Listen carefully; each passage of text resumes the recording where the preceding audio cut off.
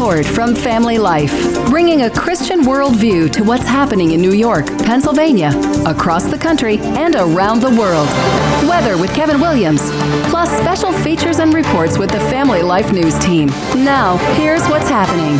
Time's up in Gaza. Good afternoon. Thank you for joining us. I'm Mark Webster. The sound of war returns with a weeks-long ceasefire expired 2 weeks ago and 59 hostages yet unreleased. Israel lit up the night in Gaza, pounding dozens of Hamas targets. CBS's Linda Grantstein begins our coverage. The U.S. gave backing to the Israeli airstrike, saying Hamas had chosen the path of war over releasing the remaining 59 hostages, living and dead, it is still holding. The BBC's Rushdie Abu Alouf is there as well. Doctors are saying that they have received more than 250 people injured. Some of them are in a very critical condition, and they are trying to cope with the situation with the lack of equipment and the lack of medical facilities. Israel's foreign ministry spokesman. We didn't choose to have this war, but since it was forced upon us, we're fighting it. The IDF says it only targeted Hamas officials and infrastructure.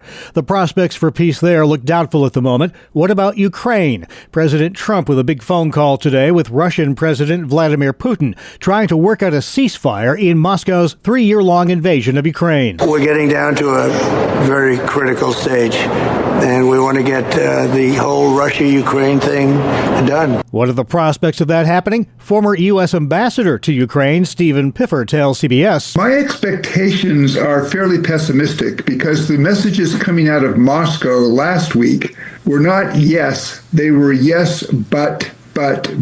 Ukraine has already agreed to a 30-day U.S.-backed ceasefire proposal.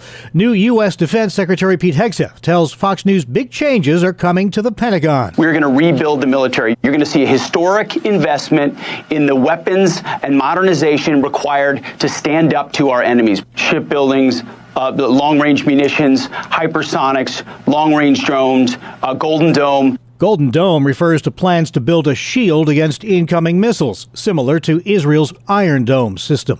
White House Borders Czar Tom Homan among Trump administration members defending use of the Alien Enemies Act from the 1780s to deport illegal immigrants suspected of having gang ties. What do you say to those who claim you're using a 200-year-old law to circumvent due process? An old law? Not as old as the Constitution. We still pay attention to that, don't we? The White House says Trump did not defy court orders and acted within his constitutional authority after a federal judge tried to preemptively bar the removal of some illegal migrants under the act. The judge gave the White House a noon deadline today to disclose details about those deportations. A Houston midwife under arrest for allegedly performing abortions. It's the first time that criminal charges have been brought under that state's near-total abortion ban. KHOU TV's Amanda Henderson in Houston. At the center of it all is the state's 2022 law which prohibits most abortions. Texas Attorney General Ken Paxton announced the arrest of 49-year-old Maria Rojas. She's accused of performing abortions and illegally operating 3 clinics in Northwest Houston. Rojas was known by many as Dr. Maria, but it turns out she isn't a doctor at all and is also charged with practicing medicine without a license. Recovery could take weeks, even months, in some of the hardest hit areas from this weekend's severe weather outbreak in Gordo, Alabama. This woman tells Fox News she and her family had ridden out a twister at a shelter, then returned home only to have a second tornado take aim at them. They fled in the family pickup, barely escaping, though their home was destroyed. Right after we got back, I had to see my husband and my 12-year-old just hugging on the front porch. You know, we're okay. We're going to be okay. Everything can be replaced, but we can't. Forecasters are already warning of a possible new wave of severe weather this weekend. About 80,000 pages of files related to the assassination of former President John F. Kennedy are due to be released today. President Trump says a lot of Americans have been asking for it for a long time.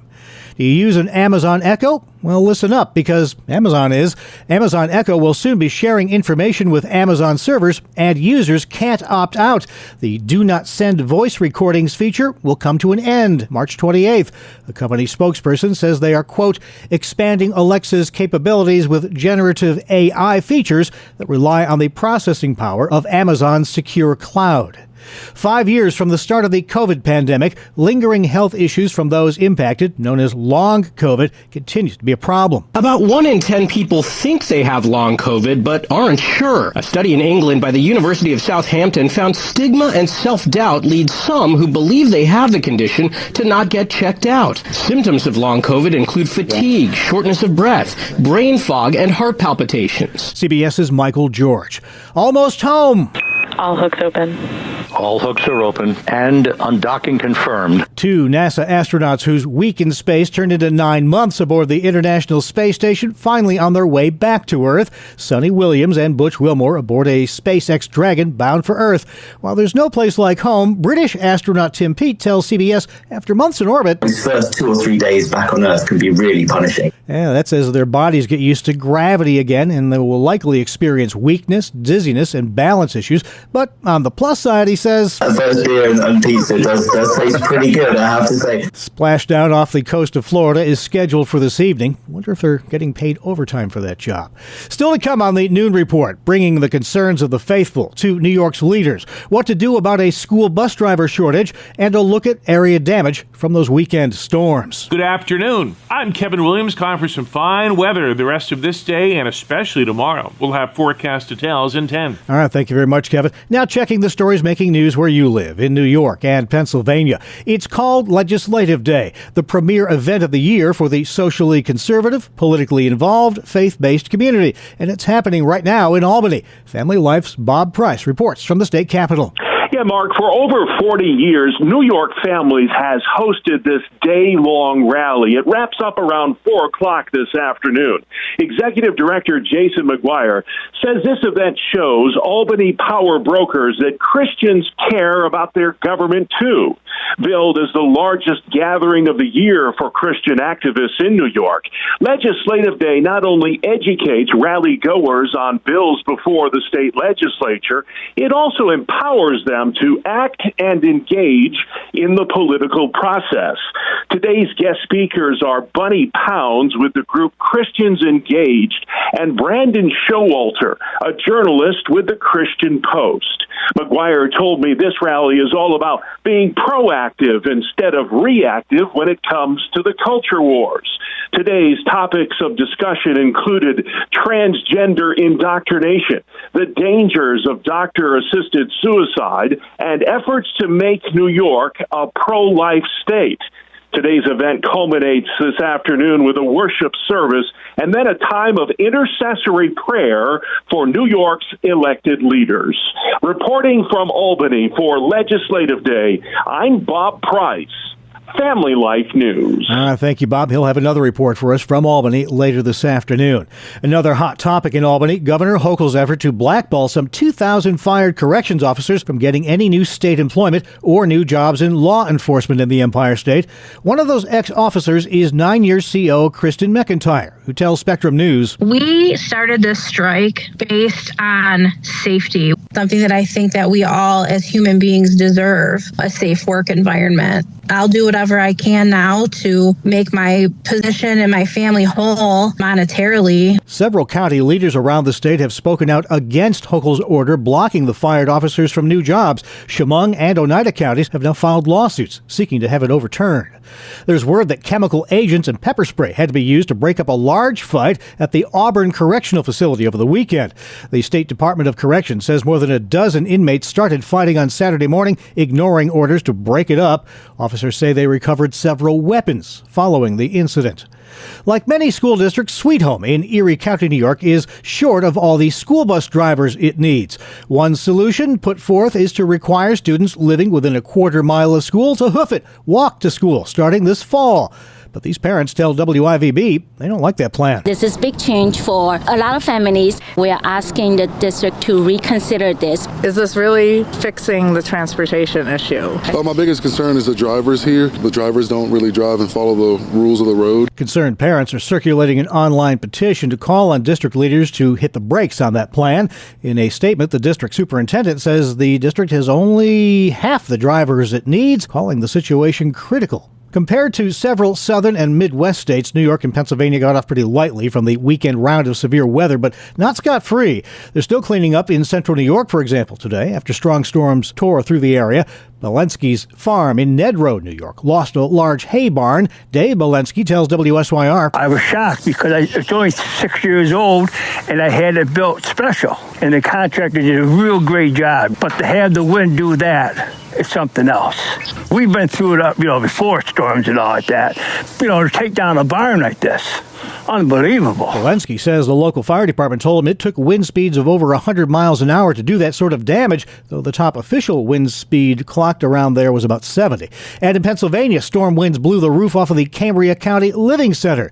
Nantiglow Fire Chief Joe LaMascia tells WJAC. It came really suddenly. It probably only lasted less than a minute, 45 seconds to a minute, and we came outside of all this damage. Emergency officials say 14 people were helped to find alternate housing.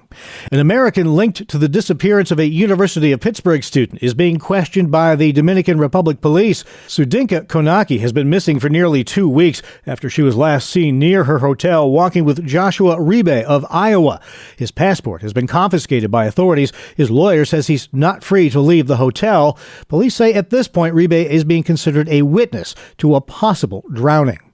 Pennsylvania is among states seeing a rise in scams targeting food stamp recipients, and a recent federal rules change means those victims are out of luck. PA Human Services Secretary Val Arkush recently testified about the issue. Up until December 20th, when someone's benefits were stolen, we could replace them at no cost to the state. We no longer have that flexibility. So now when people's benefits are getting stolen, there is literally nothing that we can do. Arkush says in the past 2 years, nearly $9 million in stolen benefits were reimbursed to victims, but that the state can no longer do that due to those federal funding cuts. A former Erie, Pennsylvania rectory is being renovated to serve a new purpose. Work is already well underway on converting the former Holy Rosary Rectory to part of the Mercy Center for Women. Executive Director Jenny Haggerty tells Jet TV. They will have full privileges to the Mercy Center for Women in the Mercy Anchor Community Center with all the wraparound services, along with a food pantry, whether we are helping women in transition or women who are re-entering into the community from prison. We are just doing the work that we've been called upon to do. The facility will house up to a dozen women once it's complete sometime this summer. Well, a good outing for the blue and gold last night. Here's Randy with sports.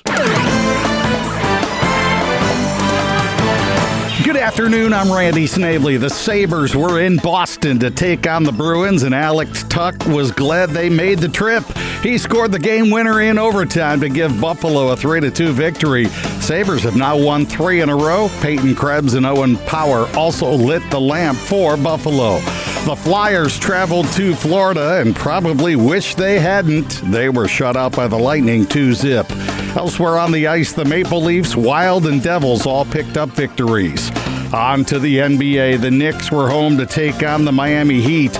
New York got 28 points from Mikal Bridges and a triple-double from Josh Hart. He had 12 points, 13 boards, and 11 assists as the Knicks improved to 43-24 on the season. With a 116-95 win, Miami dropped their 8th straight game. Jalen Green and Jabari Smith Jr. both pumped in 30 points to lead the Rockets over the 76ers in overtime, 144-137. Houston has now won 7 straight. Quentin Grimes had 46 points and 13 boards for Philly, but again, not enough. The Pacers edged the T-Wolves 132-130. Detroit manhandled the Pelicans 127-81. The Jazz fell to the Bulls 111-97. Phoenix was all over Toronto 129-89. Portland, a 112-97 winner over Washington. It was the Kings by 10 over the Grizzlies 132-122. Denver knocked off Golden State 114-105, and the Lakers outlasted the Spurs 125-109. The men's NCAA tournament tips off tonight in Dayton, Ohio, with 4 teams vying to play into the tournament that begins on Thursday. And Major League Baseball gets underway today as well in Japan. The Cubs and Dodgers will play a 2-game set before returning stateside. That is a look at sports. Thank you, Randy. Still to come on the Noon Report, no more peace in Gaza, a search for peace in Ukraine, and France wants Lady Liberty back? Welcome to Breakpoint, a daily look at an ever-changing culture through the lens of unchanging truth. For the Colson Center, I'm John Stonestreet. Many new technologies are sold to us with the promise that we will be freed from menial tasks. Dishwashers, dryers, tractors, word processors are just a few of the many inventions that have made our lives easier, reducing the amount of backbreaking labor involved in necessary chores and leaving us more time for things also worthwhile, like learning, creating, and enjoying relationships. But what happens when our technology promises to quote-unquote free us from even those worthwhile activities that we've been freed up to do? That's one of the many questions we now face in this age of artificial intelligence. Recently, entrepreneur and Shark Tank judge Davey Fogarty told his 40,000 followers on X that, and I quote, "Reading books is now a waste of time. AI reasoning models can distill key insights and tell you exactly how to implement them based on everything they know about you." End quote. So can our reading really be outsourced to artificial intelligence? Should it be? I mean, is this kind of a post-schooling version of the new epidemic of AI-based cheating,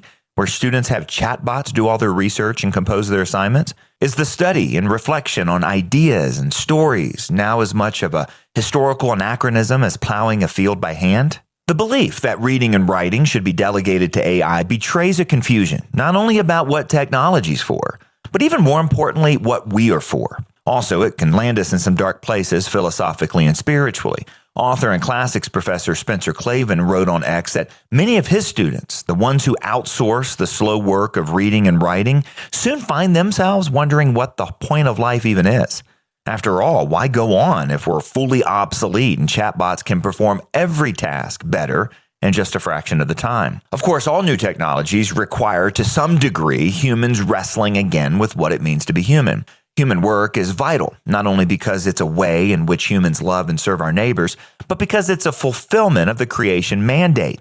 And that's the defining statement of what humans are for. And because the fall has turned much of our work into toil, any technology that can alleviate futile, dangerous, and pointless work, well, is a blessing. But for some of our work, like reading, it's the process that's the point. Not all activities can be measured in narrow utilitarian ways that Fogarty and other overeager fans of AI want to advance.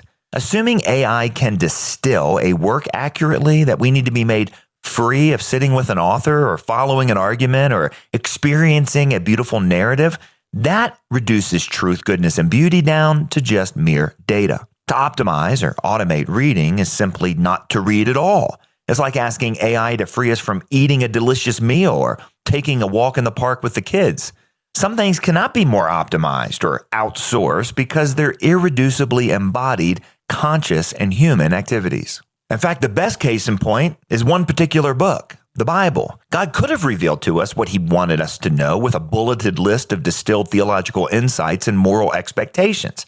Instead, he gave us a library of stories and proverbs and epistles and history and diverse types of literature from all kinds of authors and different time periods and cultures, all of which comprise for us Scripture. And part of what makes the Bible such a gift is the work and the humility that's required of us to truly wrestle with it. For the Colson Center, I'm John Stonestreet with Breakpoint. And a special thank you to my friend Stephen Kendra in Illinois. Thanks for being a monthly partner of the Colson Center. You help make this and many other episodes of Breakpoint possible. Today's commentary was co-authored with Shane Morris. And for more resources like this one, go to breakpoint.org. All right, now let's check in with meteorologist Kevin Williams. Good afternoon. Here is your Family Life regional weather forecast for this afternoon. Plenty of sunshine, high temps 50s to near 60 for most, but much cooler close to Lake Erie and Lake Ontario. Clear tonight, not as cold as last night. Low temperatures mid-30s to mid-40s. Tomorrow, plenty of sunshine and warmer than today. High temperatures mid-60s to mid-70s, but cooler again near the Great Lakes. Thursday, cloudy with showers and high temps 50s and low 60s with falling temperatures in the afternoon across western New York to western Pennsylvania. Thank you very much, Kevin. This is the Noon Report here on Family Life. I'm Mark Webster. Thank you again for joining us. Let's recap some of the day's top stories. Back to the battle in Gaza. While we slept, Israel's military says it conducted extensive strikes against Hamas targets in Gaza, shattering a tenuous ceasefire. Former IDF spokesman Lieutenant Colonel Jonathan Conarica says the IDF strikes served a dual purpose. One, to signal to Hamas that we are done waiting for you to release our hostages. And if you don't release hostages, there's a price to pay in blood. And two, to prevent Hamas from launching additional attacks against Israel. Iran-backed Hamas says the strikes killed over 400 people, though those claims can't be independently verified, and it's unknown how many of the dead might be members of Hamas. Hoping to work out a peace deal between Russia and Ukraine. I think Ukraine wants it. I know they want it. Everybody wants it. It's tremendous death. The bloodshed is unbelievable. President Trump due to speak by phone today to Russian President Vladimir Putin about terms of a possible ceasefire. Former U.S. Ambassador to Ukraine Stephen Pfeiffer tells CBS he doesn't think a compromise is near, saying that would take Ukraine giving up some territory and Russia not blocking security guarantees. Because they don't want this war then to break out again 2 or 3 years down the road after Putin has rebuilt his army. The United States, as the broker, is leaning towards Russian positions. Ukraine's president has said they will never cede any captured territory to Russia. A long recovery continues today for survivors of some 60 tornadoes that claimed more than 40 lives across several states over the weekend. Judy McGee lost her home in Missouri. She tells CBS. It's been really difficult, but to just know that so many people care about us and have reached out to us, it's just been a blessing. Today happens to mark the 100th anniversary of the worst tornado in U.S. history.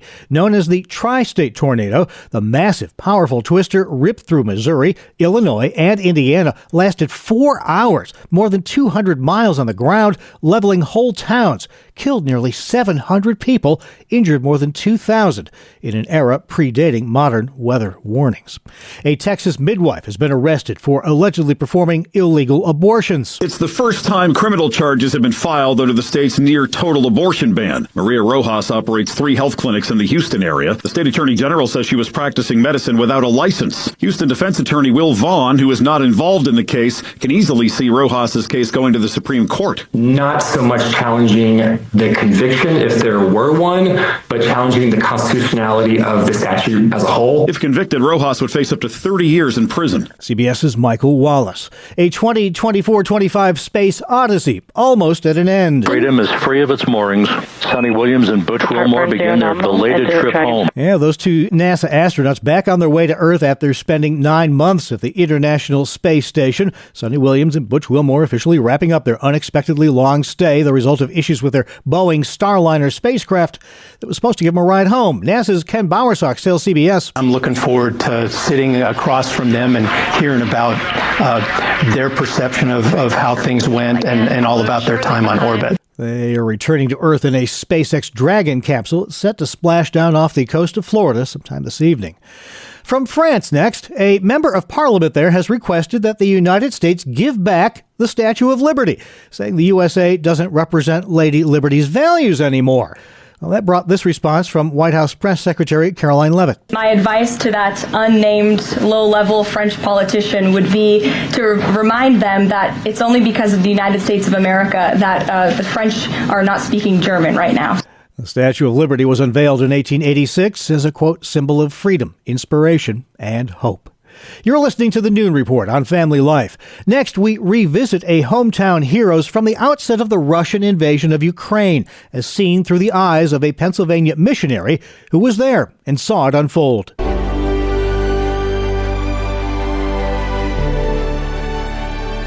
Welcome back to another edition of Hometown Heroes on Family Life. I'm Mark Webster, and this week's guest is Todd Gallagher, a missionary to Ukraine and Romania from Parker, Pennsylvania. His journey began with a single mission trip from a church in Florida. The church there was pretty heavily involved in missions across Ukraine. I had never been overseas, but I had some background teaching English as a second language, and so I went with a group there, and we had 2 different locations that we were teaching English in Ukraine, and so I had basically responsible for one of the locations there. So I got familiar with that area. Then when you're doing things like that, you see the need, and God just puts a burden in your heart. And even before that, there was a missions conference where I was just helping out as a lay person to it, and it was interesting, and I like to see God's work and everything like that. I felt called, nothing emotional about it, just felt like, man, this is something that I really feel is something I should be involved with. But I didn't know what that looked like. And I remember telling my mom was all worried that I'm going to go to some foreign land and never see her again. I do remember that. That was kind of interesting. But nonetheless, I ended up getting married almost 2 years later. She's a Ukrainian national, and then moving to Virginia, but had that relationship in Ukraine, and I kind of took that with me to Virginia. Eventually, you wind up taking a tremendous leap of faith, and it turns into more than occasional mission trips. When I got married, I had just moved from Florida to Virginia, and the church that we were involved with there got them much more involved in mission work. We had gone every year, taken a team there to Ukraine at least once a year. We just got to know those people so well. I felt like God could do more with us if we were there full time, and really decided in 2014 that that's what we wanted to do. And that's when I, really had sought out the direct help for our church, how to proceed with what we believe was a calling. And my pastor really testing it out. He said, I would recommend you go into seminary. And so that's what I did, is went to seminary based on finishing that and getting our finances in order. We wanted to make the move in 2017. And I had a bad accident at the end of 2017, which delayed our trip. It was really, again, another God thing, how he further did some work in me and in our family, and with some other people that really helped to encourage us and for us to encourage them, and just be another ministry partner here in Western Pennsylvania. And then eventually, fast forward closer to today, came the Russian invasion. We have a house in Ukraine. That's been our home, and you don't want to leave, but we have a family, and we wanted to be smart, and not knowing what things were going to happen, we went to Romania. We were supposed to go to Poland, but Poland was closed. We knew people in Poland, so we had to go to Romania. Didn't know anybody in Romania, but I had accidentally come in contact with this guy a couple years earlier from Romania on Facebook, things that God, we really believe, just orchestrated, and just contacted him for information. Here's where you want to come to bring your family if you're just going to be here for a week, because that was all our plan was. Let's just go for a week. We'll scout out things. This is 3 weeks before the war. And then once in Romania, we figured we'd take our family skiing, and on the way up the mountain, a car crossed the center into our Jeep. Everybody's okay. The Jeep got totaled, just 3 days after being there, and we're now realizing we're not there for just a short time. But again, felt God orchestrating things. We developed a lot more relationships with the church that we just attended there from the first week. The war starts, and we contemplate going back to the United States, and I'm looking at tickets. But this church that we're involved with is getting all kinds of calls trying to set up for refugees coming into the country. But nobody in Romania hardly speaks Ukrainian or Russian. And they contacted us right away, knowing that we were from there, and said, hey, can you help us liaison any of this? And we did. We started doing a lot of that. Then we started having personal calls of people that knowing we're there, saying, hey, can you help us find a place? And then the calls kept continuing from the church. And so we started working, and we said, hey, so God's wanting to do something with us here. Could you ever have envisioned any of this going back to that first mission trip? Oh, boy. You think there's going to be tough times. There's going to be times that you're going to struggle because you don't know the language that well. But when you come up to something like this, everything else pales in comparison to it. The need of humanity on the most basic of levels. People coming from the East that had to leave in their flip-flops. I never would have envisioned any of this, but it's just amazing. God has orchestrated so much of this. We've just had things provided for us in just amazing ways. Sounds like the Lord has orchestrated enough throughout all of this for an entire symphony. Yeah, he really has. And it's been an encouragement. This has been one of my toughest challenges. They say, what's it like? And I say, well, mentally it's been very draining, but it's been really exciting. Still, I need to get a thesaurus out and look for synonyms for exciting. It's not like in a pleasurable way, but it's just been invigorating to see how God has worked and used so many people for his purposes. That's Todd Gallagher, a missionary to Ukraine and Romania from Parker, Pennsylvania. Please join us again next week as we search for your home, your town, your hero. It's Hometown Heroes on Family Life. Hometown Heroes airs Tuesdays during the Noon Report or online anytime at familylife.org. Just ahead, maybe you're having one for lunch. Introducing the Sloppy Joe. Good afternoon. Here is your Family Life regional weather forecast. High pressure is in control of our weather now, and the result will be a fine afternoon and a taste of spring warmth tomorrow. Our next weather maker will be a cold front. That will deliver some showers, some breezes, and falling temperatures Thursday and Thursday night. The call for this afternoon, though, lovely. Plenty of sunshine, milder than it was yesterday. High temps 50s to near 60 for most, but much cooler close to Lake Erie and Lake Ontario. Clear tonight, not as cold as last night. Low temperatures mid-30s to mid-40s. Tomorrow, plenty of sunshine and warmer than today. High temperatures mid-60s to mid-70s, but cooler again near the Great Lakes. Thursday, cloudy with showers and high temps 50s and low 60s with falling temperatures in the afternoon across western New York and western Pennsylvania. All right, thank you very much, Kevin. Finally at noon, Sloppy Joe's. What do kids think of it? Man, it's the sloppiest. even if you're not having one, happy National Sloppy Joe Day, that mainstay of school cafeterias and harried parents everywhere. Lots of stories on its invention. The most interesting one, though, goes back to a 1920s Havana, Cuba bartender named Jose, Joe, who created a similar dish called ropa vieja. Supposedly, Ernest Hemingway liked them, and sometime later suggested to a Key West, Florida restaurant buddy that he offer something similar, which was then called a Havana sandwich. But one way or another, by the 1960s, the name Sloppy Joe had caught on as America's favorite low-budget ground meat and sauce sandwich, though there are other names out there for it, including, but not limited to, Yum Yum, Slush Burger, and Dynamite. There's also a healthier version called the Sloppy Jane. I'm hungry. And that's the world we live in for Tuesday, March 18th, 2025. As always, thank you very much for listening. I'm Mark Webster, Family Life News. You've been listening to the Noon Report, heard weekdays on Family Life. Thank you for listening.